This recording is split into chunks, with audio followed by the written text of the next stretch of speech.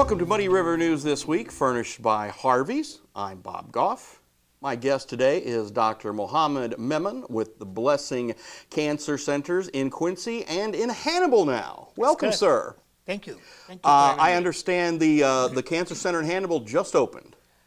Well, you can call the new location is the open. new location New is open, location I should is say, open, yes.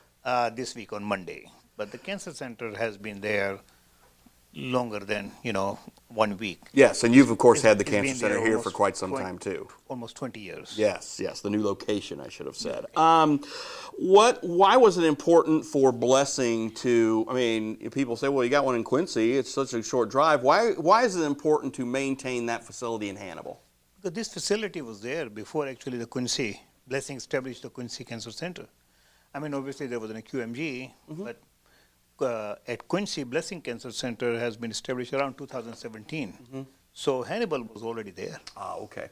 Well, also, when it comes to cancer, we have made so many advances, but have we made that many, and do we still have a long way to go? How close are we to making it so a cancer center is always going to be needed, but how much longer we're going to make it more treatable and more easy to live with? Or, we're probably already there, right?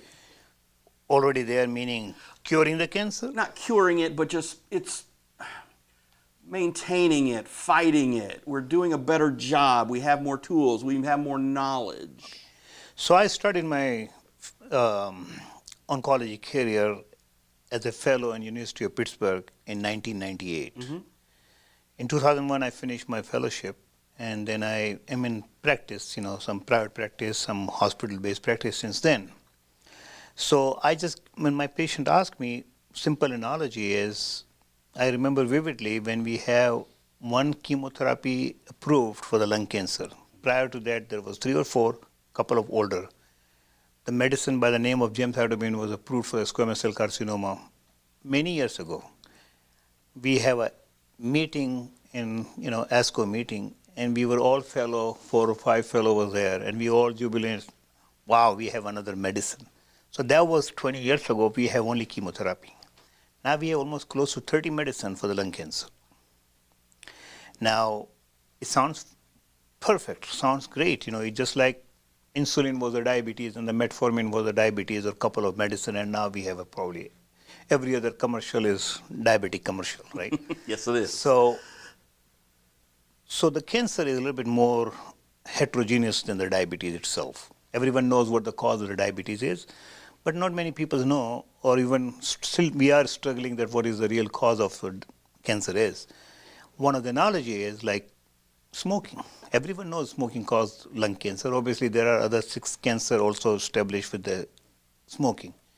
But then why the millions of people smoke and only a small certain percentage of the patients get their lung cancer? So there are more to it, right? Obviously, smoking is no question about it. Smoking has a strong correlation. So there's heterogeneous disease, and when you have a heterogeneity in anything, it's very difficult to, being successful. It's like anybody else with their own genetics, whatever their system is, or their environment.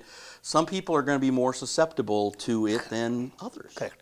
So answering your question about the cancer, what we are standing right now, I think we are much better, because like I just gave you the example, but unfortunately not we are successful in every cancer.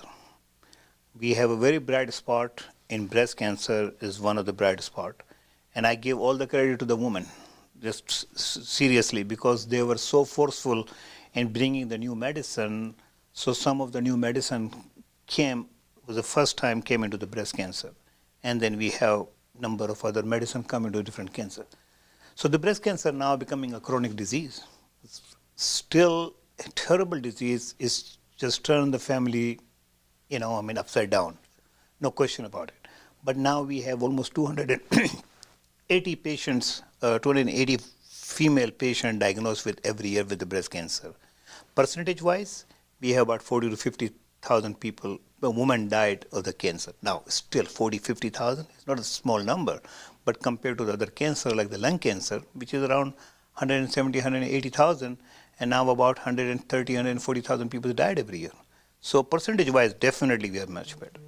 Disease like the myeloma, we have a much, much, much better control on the myeloma. It's becoming a chronic disease, chronic myelogenous leukemia. So we are, I would say that probably we may be at 30% have a progress. We still have a 70% to go. And again, there's not just, cancer. There are so many different types. There are so many different parts of your body that can be affected. We're never going to have just a miracle cure for every cancer, are we? No, will not. I mean, I love Star Trek. I love the Star Trek technology, I have seen every Star Trek series, I still watch the Star Trek, Sure. the new one. So I like to have a tricorder and just have some cancer laser yep. beam and just control and cure the cancer. But I don't know whether it's going to happen. At least I don't think it's going to happen in my lifetime. Yeah, and then we'll have politicians who say we should say we're going to cure all cancer in 10 years or something. It's like going to the moon. That's the politician. They don't take care of the real patient, right? Right. They don't take care of the real patient, and then there's so many other things that we have wrong in this country that they actually might be able to do something about. They should just leave the medicine to the doctors, probably. We need the government, Well, sure. I'm not against the government, we need the government, but we need, just like anything else, we need for our children, we need the parents, but we also need the teacher. Mm-hmm. Parents cannot build a child alone, they need, there was a famous saying, you need village to raise the child. So when the government influence certain things, and unfortunately we have experienced a couple of years ago, so, and that become a politicized, and I feel bad that, because my health colleague was on the one side or the other, Sure. It should not be. So we need the government, but I think we need also some sincerity beyond politics, because it can affect anyone, But as a doctor, along with the medicine and the tools and all that, one of the biggest tools in your tool chest is the compassion and the ability to sit down and have those tough and real conversations with a parent, with a patient, and to say, look, we're going to get through this, but there also has to be the one time where you say it's pretty bleak. I mean, and cancer has to be one of those things where you look at and it's certainly not a black or white issue. Usually, there's usually we can try this, we can try that. So from your perspective, I think that empathy, that compassion, and trying to help a patient get through it, I think that's almost as important as the medicine. I think it's the important part. During the COVID, I refused to see the patient on telemedicine. I said, no, my patient not going to be satisfied just me on talking on the phone. One thing they need it. The most of the time they need the chemotherapy, which cannot be given over the phone. We don't have the technology yet. So many things. Other thing I can tell you one kind of interesting thing, which, when I see the patient, and obviously they have some family member, wife, husband, daughters, son, whoever, and I usually ask my patient about how you're doing, and then I ask my accompanying person, I said, how are you doing? And sometimes they look at me, why are you asking me this question? And I tell them, I say, look, it's not the cancer is not affecting the one person, it's affecting the whole family.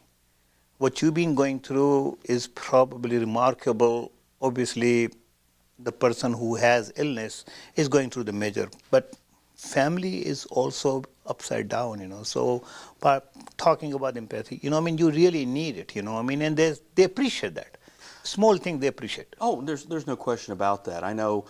Again, I've had to deal with cancer in my family, and my grandfather passed of it. I had a little sister who died back in the late '60s from a tumor at the age 13, Wow. and it's one of those things where doctors tell me and my parents now, well, if she'd had this now, it could have been cured. So you talk about that time and how once the word cancer was a death sentence, and now there's hope. It's absolutely hope, and I tell my patient, I said, patient who diagnosed in 2023 are better off than the diagnosed in 2022. And the patient will be diagnosed in 2024, they will be better off than the patient diagnosed in 2023. So that speaks the volume. So we know that, things are getting better. And that's why I'm not against the government involved, because the government can do a lot of things, but on the other hand, it's just like two-edged sword. Sometimes they cause the problem and the roadblock in approving the medicine or some politics or whatever, stem cell, not much of involvement in cancer field, as such. Parkinson. is a relatively disease which every physician's agreed or health person agreed that the stem cell has really can be benefit and cure this chronic illness, but we are not going anywhere. So fortunately, cancer affects every single person, including every politician. Everyone has story to tell. So I think it's a little bit more sympathetic about the cancer, but they still don't know how heterogeneous this disease is and how much the investment we need, bringing the cost of the medicine down and so many other aspects, so. And I think that's the cost, aside from that, the cost is, and again, healthcare is just, like you said, cancer, healthcare, it all touches everybody.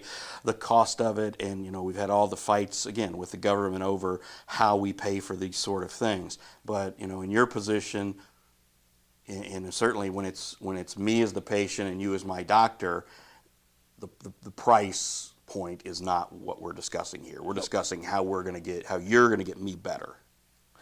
I'm not asking. Most people aren't asking the price tag then. Well, it's absolutely true, but you have to have a realistic. So right.